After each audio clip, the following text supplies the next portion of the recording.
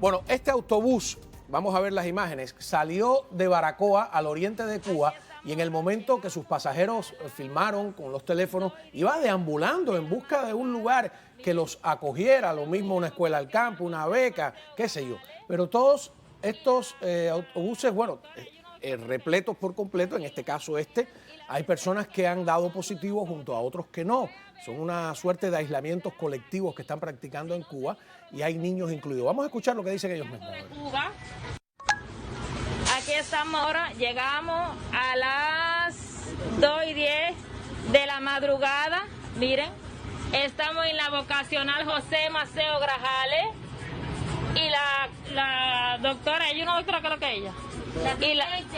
Y la asistente que vino a cargo de nosotros fue a ver si había capacidad aquí. Si no, seguimos rodando y creo que vamos a llegar a Santiago de Cuba. No se sorprenda si le digo que estamos en Santiago. Por ella. No se sorprenda si le digo en algún momento que estamos en Santiago. Miren cómo estamos, miren cómo estamos, miren.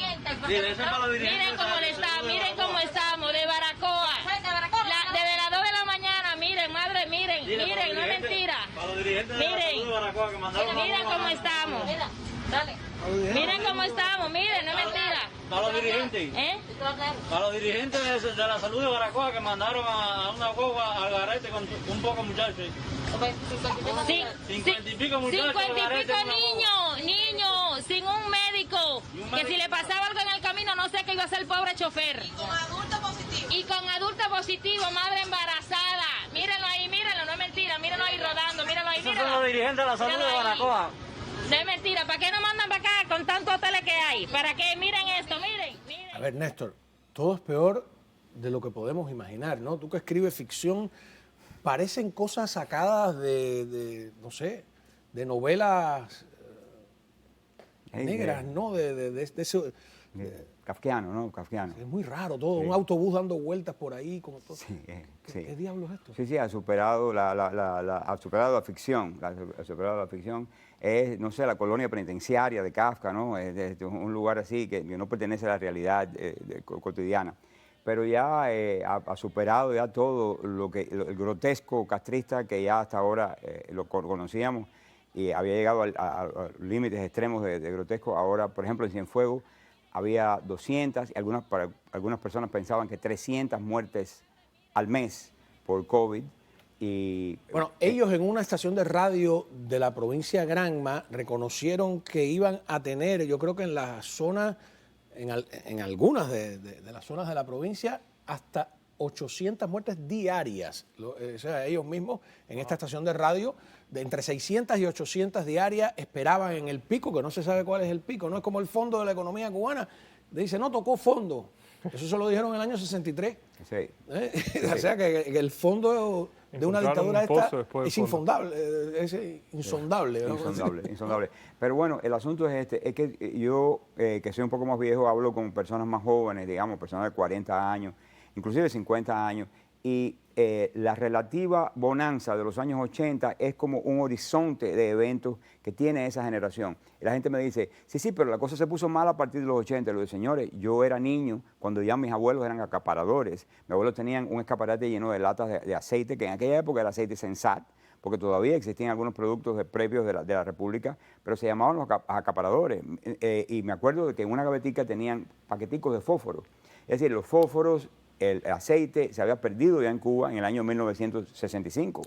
En la década del 70 hubo un periodo especial, para llamarle de alguna manera, donde la gente recogía cabos de tabaco y de cigarrillos por la calle, en unas maquinitas hacían los cigarros. Y se vendían. Como había más automóviles, había unas colas inmensas para echar gasolina. Había una inflación tremenda, la gente andaba con unos paquetes así de billetes que no servían para comprar absolutamente nada. O sea, que es lo que tú dices, es como sobre todo después del 68, de la ofensiva revolucionaria, que cerraron los negocios. Pero Cuba Data, que yo creo que aprenda y búsquelo, porque tenemos que aprender los cubanos a ver nuestra realidad en cifras. Eso es algo que no... Las cifras dicen un montón de cosas, ¿no? Sí. Es muy interesante, muchos proyectos hoy por hoy que están trayendo números a la realidad cubana y están cuantificando y están permitiendo a los cubanos de afuera y de adentro entender mejor cómo cómo el gobierno, cómo el cubano se siente respecto al gobierno y respecto a los problemas comunes de la sociedad en Cuba. Cubadata.com, el que quiera buscar cubadata.com, nosotros estamos colgando todos nuestros estudios públicos en esa página web y también ahí tenemos análisis de expertos de la materia y expertos cubanos bien reconocidos, como Chaguaceda, por ejemplo, que trabaja con nosotros, el doctor Chaguaceda, o Elaine de la Universidad Internacional de Florida, pero además también hemos trabajado con Aristides, profesor de Universidad de Perú, y varios otros talentosos latinoamericanos que interpretan nuestra data. Y lo que queremos hacer es realmente, pues, poner información a ojos del cubano fuera y dentro para que vea realmente cuál es el sentir del pueblo y cómo actuar correspondientemente. Y están estos videos. Baracoa, seguimos en Baracoa, donde salió el autobús. Este señor dice que hay más de 300 personas ahí a la intemperie hace varios días. Supuestamente, yo lo que entiendo es que todos están positivos esperando un transporte para ser llevados no necesariamente a un mejor lugar, como ya vimos, podrían encontrar el transporte y quedarse deambulando por la provincia. Adelante. Mi nombre es Jordi Fuente Pérez y soy un paciente positivo a la COVID-19. Me encuentro aquí esperando desde ayer y me comunicaron en este momento que no hay transporte para trasladarnos hacia Guantánamo y que en el municipio de Baracoa no hay capacidad para ingresarnos tampoco. En este lugar hay más de 300 personas positivas a la COVID-19 y no hay dónde albergarlo ni medicamento para ello. Ya, sigue grabando. Eran otros agentes y pues lo llevan por ahí. Porque tú ves ahí hay gente que con ventilador que no tiene dónde conectar, a la intemperie, como dice él, está desde el día anterior esperando un autobús para que los lleve. ¿A dónde? ¿No? Por eso te digo que parece una cosa de ficción. Y luego también la encuesta sirve para entender cosas que desde aquí vemos distintas. Gaesa, nosotros hablamos de Gaesa, en este programa se habla de Gaesa todo el tiempo. Resulta que noté que en una de las preguntas que ustedes hacen, mucha gente no sabe en Cuba qué es Gaesa. Oh, sí. No tienen la menor idea.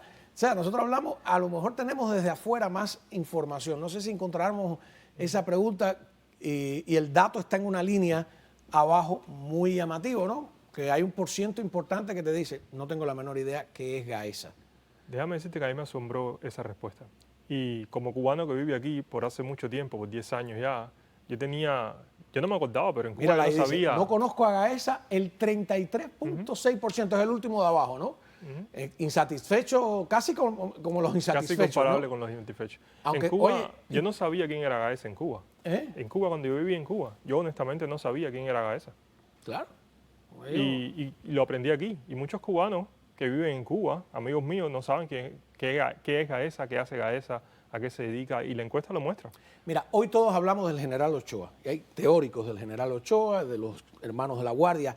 Si son sinceros, hasta los especialistas tienen que reconocer que hasta el día del juicio, el 80%, para llevarlo suave, % de la población cubana no sabía quién era Ochoa.